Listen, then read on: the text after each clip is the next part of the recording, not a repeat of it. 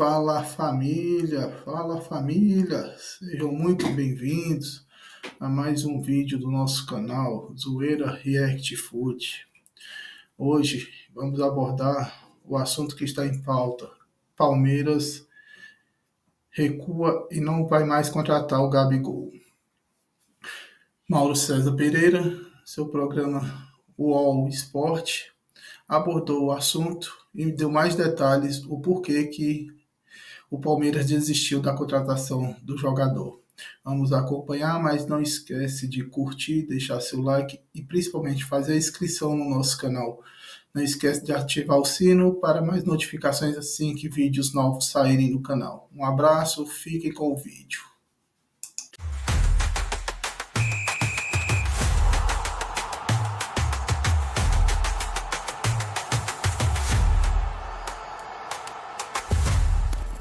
E o Gabigol no seu time? Sim. 21%. Não. 79%. Para mim, esse número já é bem estranho. Estamos falando de um jogador absurdamente importante. O cara fez gol em final da Libertadores 2 vezes. O cara foi o principal jogador do Flamengo alguns anos atrás. Eu acho ele um atacante excelente. Na história, um atacante excelente, que vive uma fase muito ruim, é verdade. Mas me estranha ele ter uma rejeição tão grande assim. Mas conta essa história, Danilo. O Palmeiras, então, que tinha feito um pré-contrato, oferecido um pré-contrato ao Gabigol, agora tá fora, é isso? Reportagem do André Hernan aqui. Exato. Eu estava ao lado do André Hernan quando ele soltou essa nota. Foi ontem, a gente estava junto na festa de aniversário dos 110 anos do Palmeiras. O Palmeiras retirou agora, mas a gente tem que falar duas coisas, né? Primeiro, retirou porque o Gabigol não assinou antes. Porque se o Gabigol tivesse assinado assim que foi oferecido, ele já estaria considerado jogador do Palmeiras a partir de janeiro de 2025. Então o primeiro ponto o Palmeiras retirou uma proposta porque o Gabigol não assinou nada até então. E segundo, quando você conversa, depois que o André Hernan soltou a notícia, e aí a gente estava ali no meio da festa, conversou com o pessoal do Palmeiras para entender essa decisão e tudo, e aí o discurso é sempre, não é mais o momento, agora não faz mais sentido e tal, mas lá na frente a gente vê.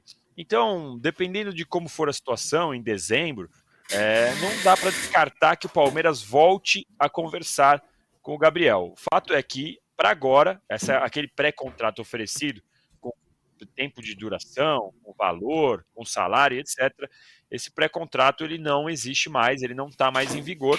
Agora, se em dezembro essa conversa for reaberta, a gente não pode ficar surpreso, porque o Palmeiras vai continuar de olho. Afinal, é um atacante que está no mercado, vai ficar sem contrato. Teoricamente, eu sempre falo teoricamente, porque a gente não sabe os valores de luvas, etc. Mas teoricamente é mais barato do que você tirar um jogador de outro time, dependendo, claro, da pedida do atleta. Então o Palmeiras vai ficar de olho, vai continuar, mas nesse momento não está interessado, até porque também considera que o momento ideal era que o Gabigol viesse ali no meio do ano para ser reforço do Palmeiras já nessa temporada, coisa que não aconteceu também. Mauro, ele não deve, pelo menos ao que tudo indica, ele não deve ficar no Flamengo, né? O Flamengo ofereceu lá um contrato, aliás, muito bom para ele não topou. Será se ele vai voltar atrás agora? Mas o fato é que vai chegar no fim do ano e o Gabigol talvez não tenha time para ir.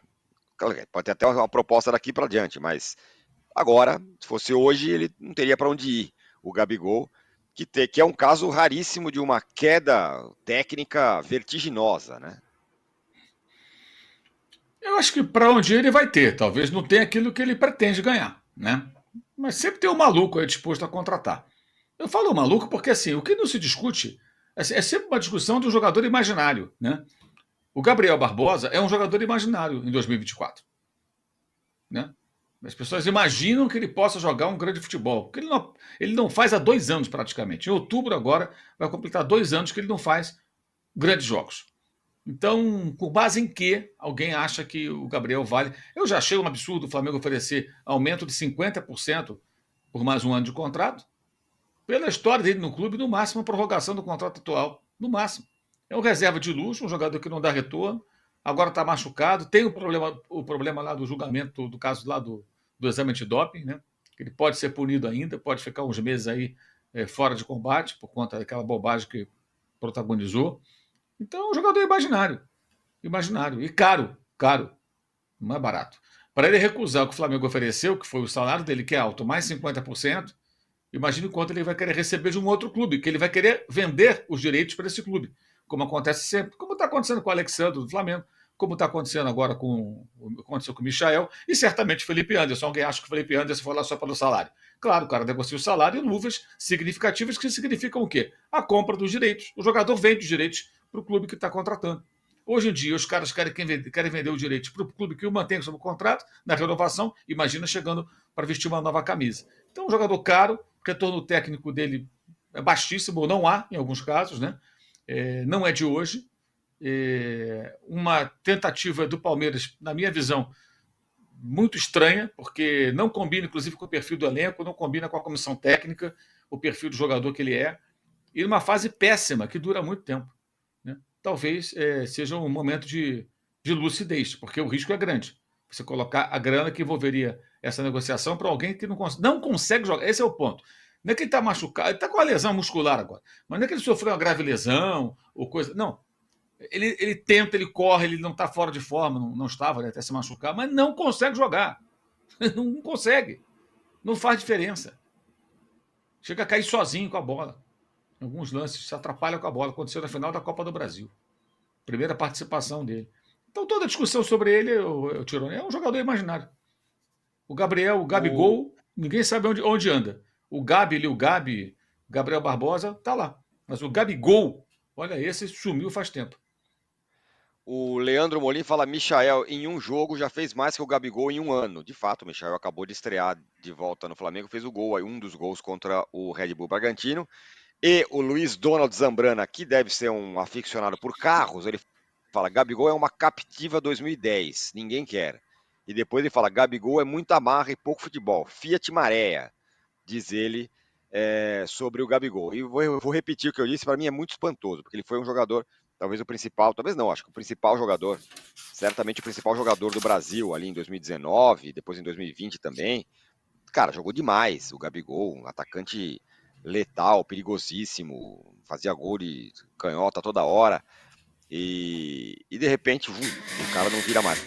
Eu queria entender também, Danilo, o que parece estranho também é isso que o Mauro falou, né? Não parece nem muito o perfil do Palmeiras para ele ter feito esse pré-contrato. Enfim, agora tá retirada a proposta, mas para o Palmeiras fazer isso. Só que olhou e falou assim: bom, talvez não seja o caso. Porque eu lembro que teve Palmeiras e Flamengo, ele saiu lá conversando com o Everton, todo amigo da galera do Palmeiras e tal, né?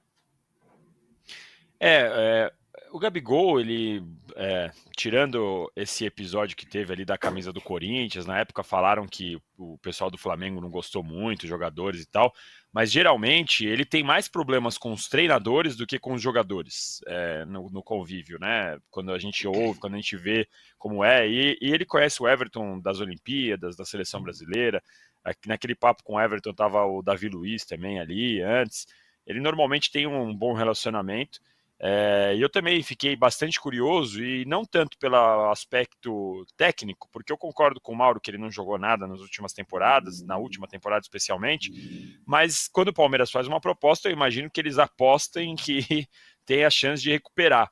O que me chamou a atenção é justamente a parte extracampo do Gabigol, né? Que, como eu disse, ele já teve problema com técnico na Europa, já teve problema com o Tite na seleção, já teve problema em outros momentos, normalmente com o treinador.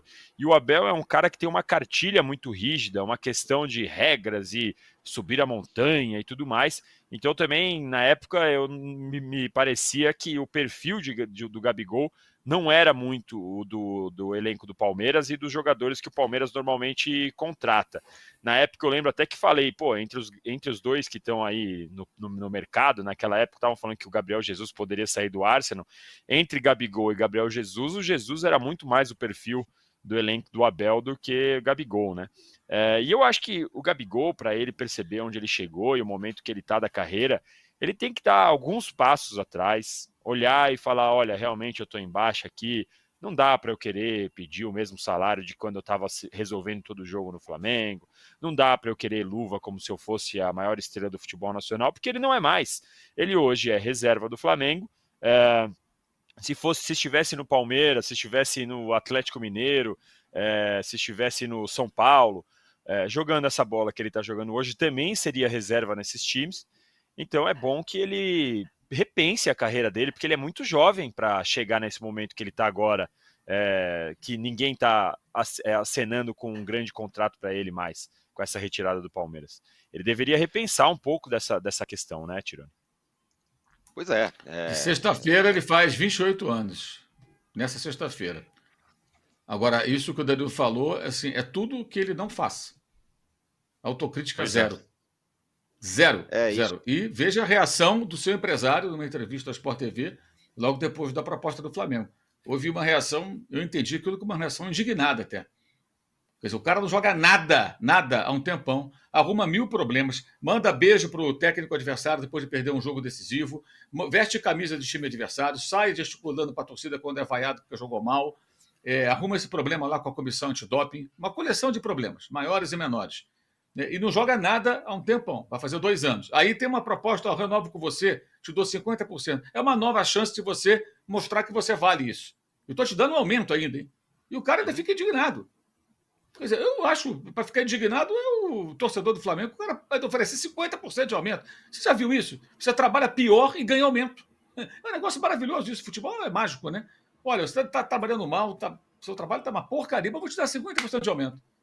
Normalmente o cara é demitido quando o cara vai mal. É um negócio impressionante isso aí. Assim, é um mundo de fantasia, sabe? De fantasia. E o Gabigol, ele demonstra, seguidas vezes, não tem nenhuma autocrítica, eu acho que é péssima para ele. Perfeito. E é isso, meus amigos. É triste ver o fim de um grande ídolo da nação rubro-negra como o Gabigol, né? Acabar dessa forma. Mas, infelizmente, ele se colocou nessa posição. Ele se colocou nessa posição. Espero, como fã do Gabigol, que ele tenha sucesso em outras equipes. Queria muito que ele se resolvesse com o Flamengo e que ele ficasse no Flamengo, mas cada dia que passa fica mais evidente que é impossível a continuação do Gabigol no Flamengo.